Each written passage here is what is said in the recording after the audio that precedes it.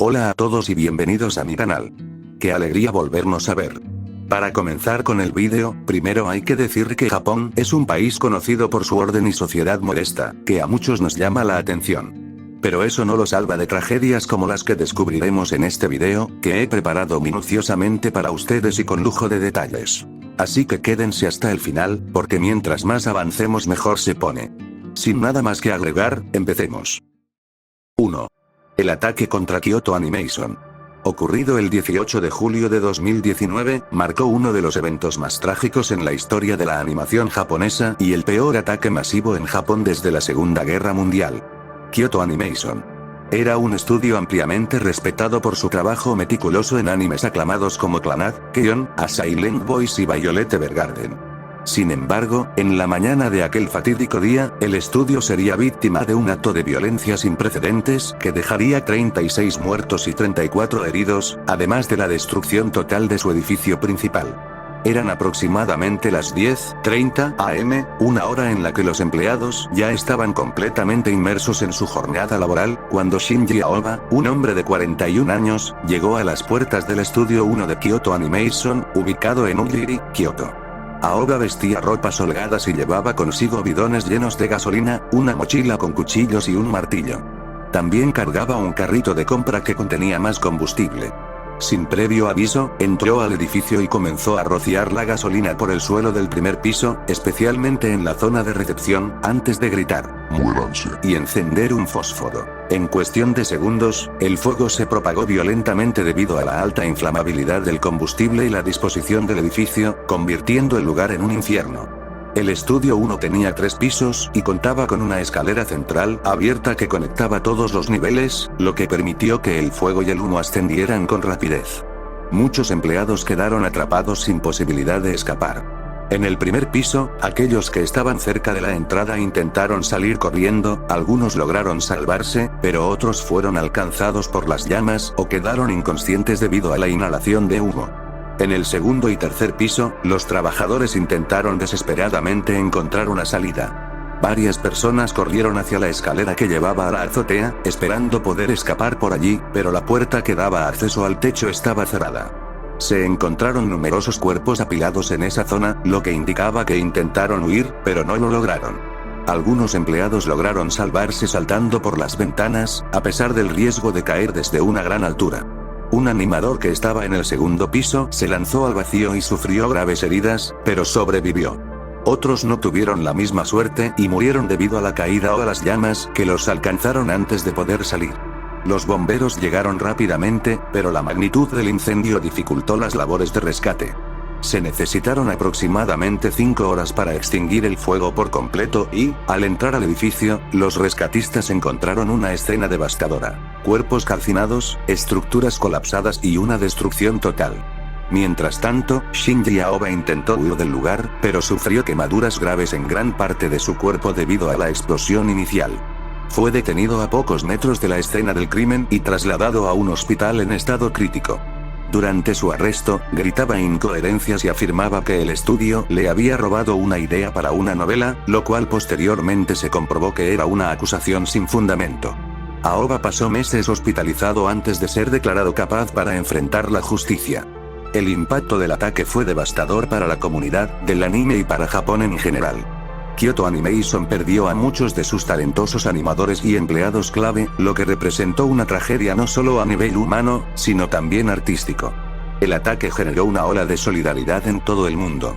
Fanáticos, estudios de animación y creadores de anime organizaron campañas de recaudación de fondos, logrando recolectar más de $30 millones para ayudar a las familias de las víctimas y la reconstrucción del estudio. El juicio de Shinji Aoba comenzó en septiembre de 2023 y fue un proceso largo y complejo debido a la magnitud de la tragedia. La fiscalía lo acusó de asesinato múltiple, incendio provocado y otros delitos graves, mientras que la defensa intentó argumentar que sufría trastornos mentales. Sin embargo, en enero de 2024, el tribunal lo declaró culpable y lo sentenció a la pena de muerte, considerando la brutalidad de su crimen y el impacto devastador que tuvo en las víctimas y sus familias. El ataque contra Kyoto Animation dejó una cicatriz imborrable en la industria del anime y en la historia criminal de Japón.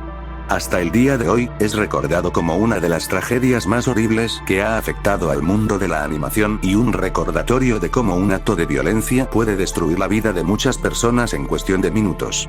A pesar de la pérdida, el estudio ha seguido adelante con su legado, reconstruyendo su estudio y continuando con sus producciones, como un símbolo de resiliencia y homenaje a aquellos que perdieron la vida en aquel trágico día. 2. El horror en Akihabara. El 8 de junio de 2008, un día domingo, el distrito de Akihabara, en Tokio, se encontraba lleno de visitantes como era costumbre. La zona, famosa por su subcultura otaku, sus tiendas de electrónica y sus calles repletas de personas aficionadas al anime, el manga y los videojuegos, pero también uno de los lugares con más turistas, tenía ese día su icónica calle Chudori cerrada al tráfico vehicular, permitiendo que miles de peatones pasearan con libertad. Familias, turistas y locales disfrutaban del ambiente sin sospechar que, en cuestión de minutos, todo se transformaría en una de las tragedias más impactantes de la historia moderna de Japón. Aproximadamente a las 12:30 p.m., en medio de la bulliciosa multitud, apareció un camión, Isuzu Elf, alquilado, de 2 toneladas conducido por el perpetrador, Tomohiro Kato, un hombre de 25 años, que interrumpió a gran velocidad atravesando la calle peatonal.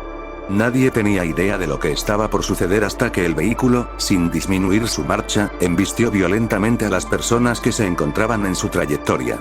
Los gritos de dolor y pánico se volvieron estruendosos, mientras varios transeúntes quedaban tirados en el asfalto. El impacto fue brutal. 3 personas fueron atropelladas, 2 de ellas murieron instantáneamente debido a la gravedad de sus heridas. Sin embargo, el horror no terminó ahí. Kato descendió rápidamente del camión con un cuchillo de doble filo de 13 centímetros en la mano. Con una frialdad escalofriante, se abalanzó sobre los transeúntes que aún estaban en estado de shock. La confusión y el miedo paralizaron a muchos, mientras que otros intentaban huir sin entender lo que ocurría. Kato no dudó en su ataque. Con rápidos y certeros movimientos, comenzó a apuñalar indiscriminadamente a quienes encontraba a su paso. En menos de 2 minutos, Kato ya había atacado a más de una decena de personas. A medida que la gente se percataba de la situación, el pánico se apoderó del lugar. Algunos intentaban llamar a la policía, otros huían despavoridos, y unos cuantos valientes intentaron acercarse para socorrer a las víctimas. La policía llegó rápidamente al lugar, alertada por los gritos y llamadas de emergencia. En cuanto los agentes divisaron a Kato, intentaron detenerlo. Uno de ellos, armado con una porra, se acercó para reducirlo, pero el atacante reaccionó con rapidez y esquivó el golpe. Se mantuvo firme con el cuchillo en alto, en una postura amenazante, dispuesto a seguir atacando. En ese momento, otro policía sacó su arma de fuego y le apuntó directamente, gritándole que soltara el cuchillo. Sabiendo que ya no tenía escapatoria, Kato finalmente dejó caer el arma y se rindió sin oponer resistencia. Los oficiales lo sometieron inmediatamente, esposándolo y sacándolo del lugar mientras la multitud observaba, aún en estado de shock. Las ambulancias comenzaron a llegar poco después, para atender a los heridos y trasladar a los más graves a los hospitales cercanos. A pesar de los esfuerzos médicos, el saldo final fue 7 muertos y 10 heridos. Mientras la noticia se esparcía, los medios de comunicación y las redes sociales comenzaron a inundarse con imágenes y relatos del ataque. Japón, un país conocido por su bajo índice de criminalidad, estaba en estado de conmoción. Nadie podía entender qué había llevado a Tomohiro Kato a cometer tal atrocidad. Cuando las autoridades comenzaron a investigar su pasado, encontraron pruebas alarmantes. Kato había estado publicando mensajes en internet días antes del ataque, dejando claras sus intenciones. En foros anónimos, escribió frases como: "Estoy solo en la vida, no tengo amigos ni una novia, y nadie me escuchará. Así que haré algo terrible. Me estoy cansando de todo". También mencionó la fecha y el lugar del ataque con antelación, señalando que alquilaría un camión y lo usaría para embestir a la multitud antes de apuñalar a las personas.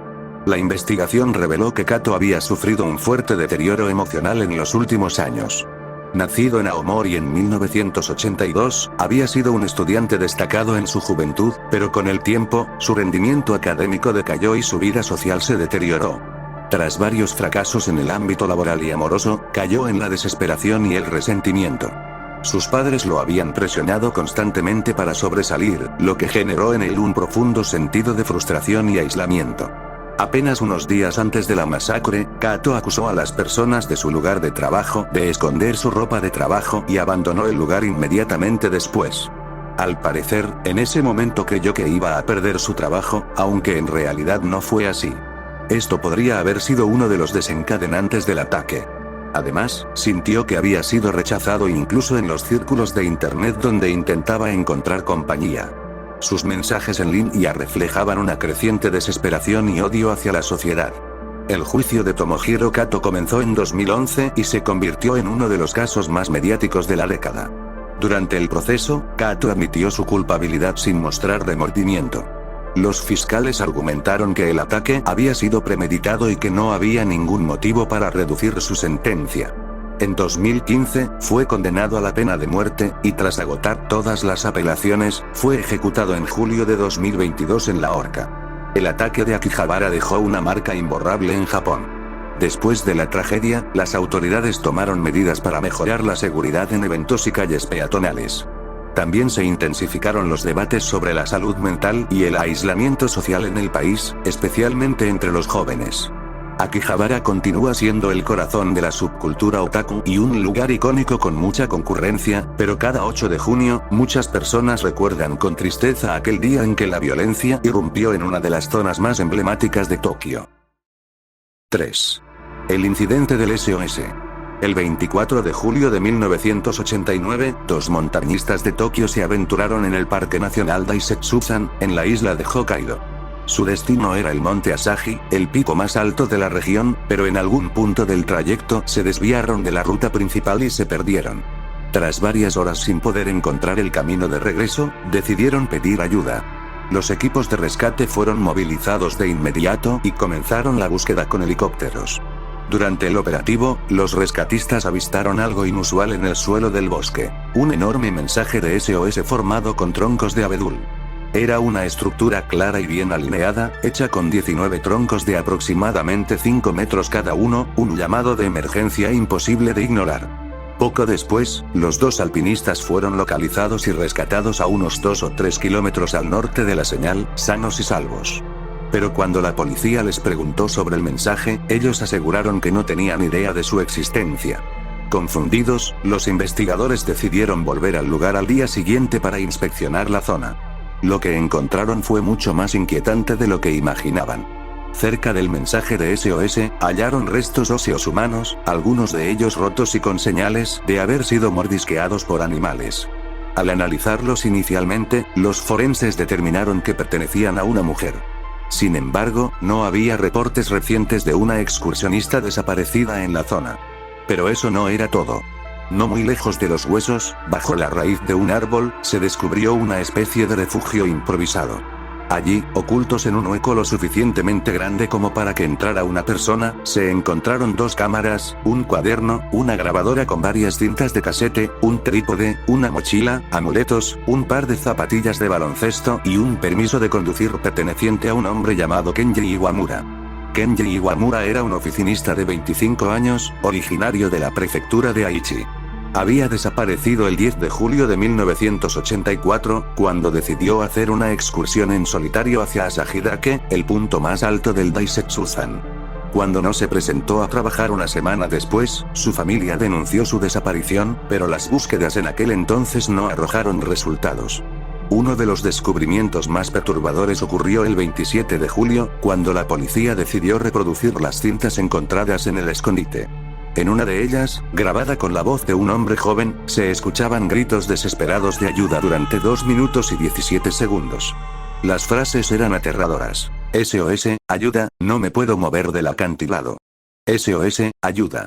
El lugar es donde vi por primera vez el helicóptero. La sasa, un tipo de planta de bambú, es profunda y no se puede subir. Sáquenme de aquí. El resto de las cintas contenían grabaciones de música de anime. Un amigo de Iwamura reconoció las canciones y confirmó que solían ser de su gusto. Pero aún quedaban preguntas sin respuesta. Si los huesos hallados en la zona pertenecían a una mujer, ¿quién era ella? ¿Por qué Iwamura desapareció en 1984 y sus restos y pertenencias aparecieron 5 años después? Y lo más inquietante, ¿quién construyó la señal de SOS? En un intento por esclarecer el misterio, las autoridades revisaron fotografías aéreas tomadas en años anteriores. Sorprendentemente, descubrieron que el mensaje de SOS ya estaba presente en imágenes de 1987, 2 años antes del hallazgo de los huesos. Esto indicaba que había sido construido en algún momento después de la desaparición de Iwamura, pero antes del rescate de los 2 alpinistas. Para complicar aún más el caso, en febrero de 1990, un nuevo análisis forense determinó que los restos no pertenecían a una mujer, sino a un hombre. Esta contradicción en la investigación solo añadió más confusión. Si el esqueleto era de Iwamura, ¿por qué inicialmente se pensó que era una mujer? Y si no era él, entonces, ¿quién era la segunda víctima? El incidente del SOS sigue sin resolverse hasta el día de hoy.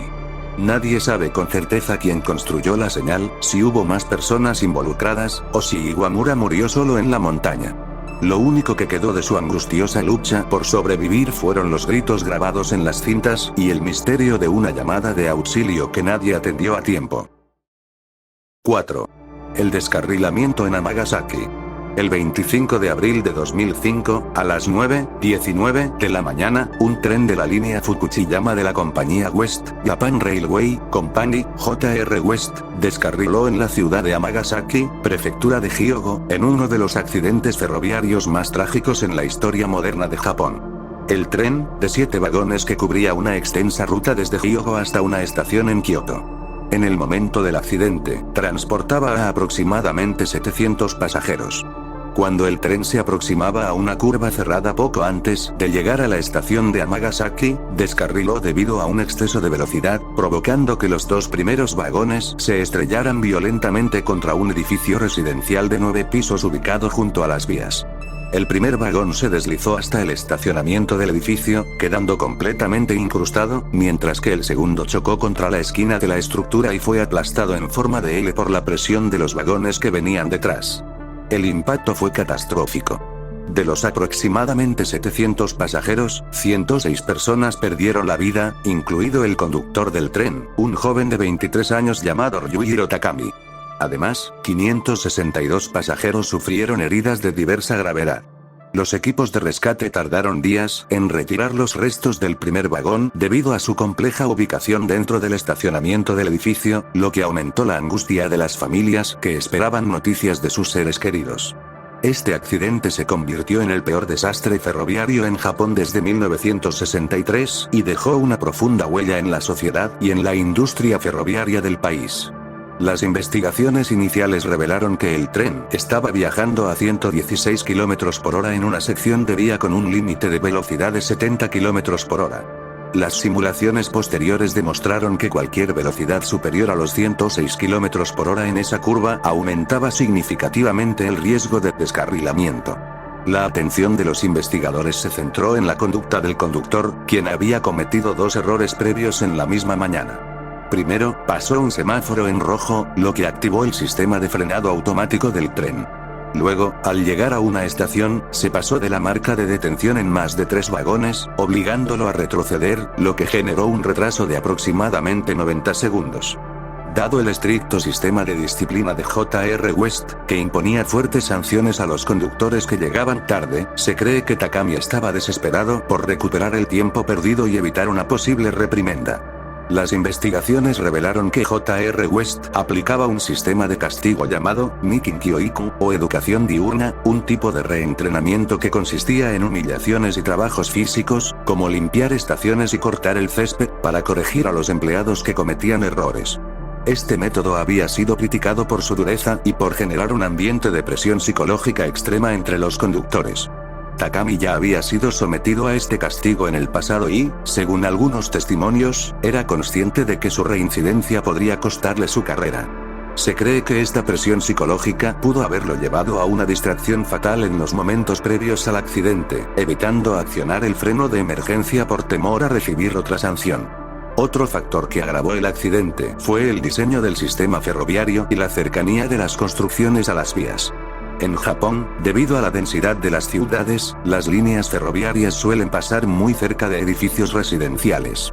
Aunque la ingeniería ferroviaria japonesa es considerada una de las más avanzadas del mundo, en este caso quedó en evidencia el peligro de tener infraestructuras tan próximas.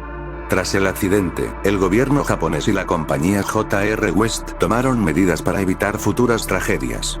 Se modificaron los sistemas de frenado automático en las líneas ferroviarias para que los trenes redujeran su velocidad automáticamente al acercarse a curvas peligrosas. También se revisaron las prácticas de entrenamiento y disciplina de los conductores, y se implementaron cambios en la cultura de seguridad de la empresa. Varios altos ejecutivos de J.R. West, incluyendo su presidente, presentaron su renuncia como resultado del desastre. Años después, en 2009, el entonces presidente de J.R. West, Masao Yamazaki, fue acusado formalmente de negligencia profesional por no haber instalado un sistema de frenado automático en la curva del accidente cuando la vía fue modificada en 1996. Sin embargo, en 2012, fue absuelto por el Tribunal de Distrito de Kobe, que concluyó que el accidente no era completamente predecible. El impacto emocional y social de la tragedia fue profundo. Muchos de los sobrevivientes experimentaron estrés postraumático y diversas secuelas psicológicas, y los familiares de las víctimas exigieron durante años justicia y mejores medidas de seguridad en los trenes. En 2018, se construyó un monumento conmemorativo en el lugar del accidente para honrar a las víctimas, y en 2023, la compañía anunció la construcción de una instalación en la ciudad de Suita en Osaka para exhibir algunos de los vagones accidentados junto con las pertenencias de los fallecidos, como una forma de recordar la tragedia y reforzar el compromiso con la seguridad ferroviaria.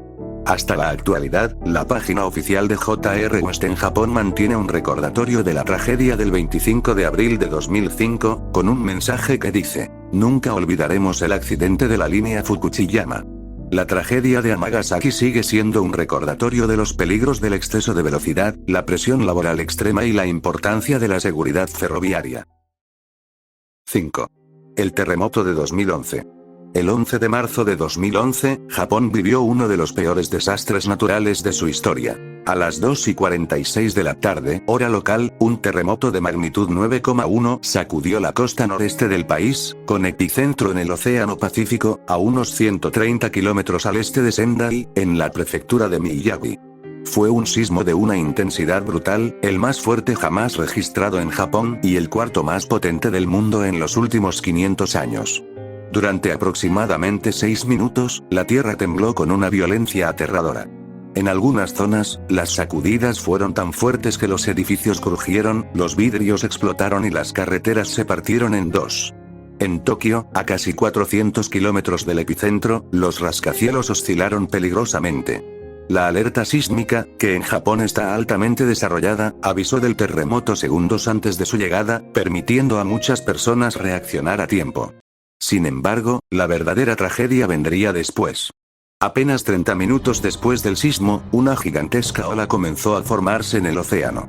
El tsunami fue el verdadero azote de esta tragedia. Con alturas de hasta 40,5 metros en algunos puntos y velocidades de hasta 700 kilómetros por hora en mar abierto, el agua avanzó sin piedad hacia la costa japonesa. Los muros de contención, diseñados para resistir tsunamis, fueron sobrepasados con facilidad. El agua arrastró barcos, automóviles y edificios enteros como si fueran juguetes.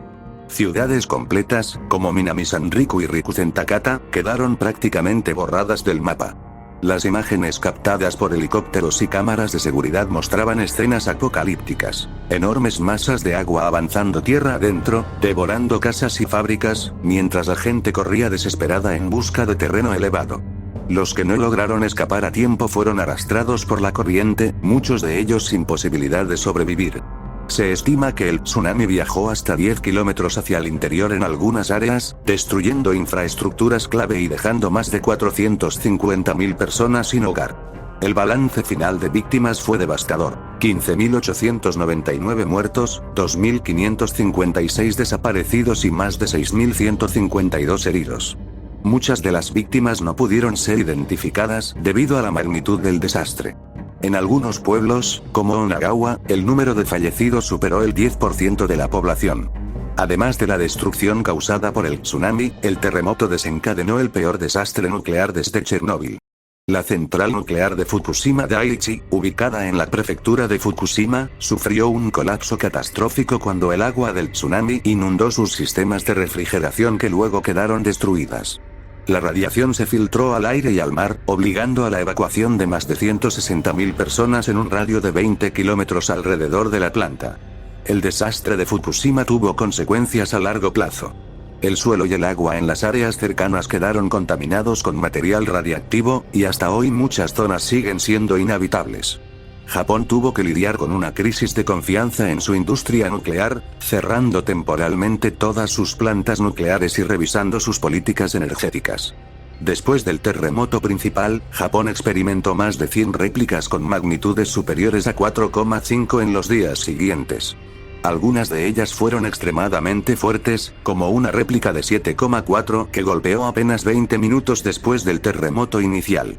Los daños materiales fueron astronómicos. Se estima que el costo total del desastre superó los 235.000 millones de dólares, convirtiéndolo en el desastre natural más costoso de la historia.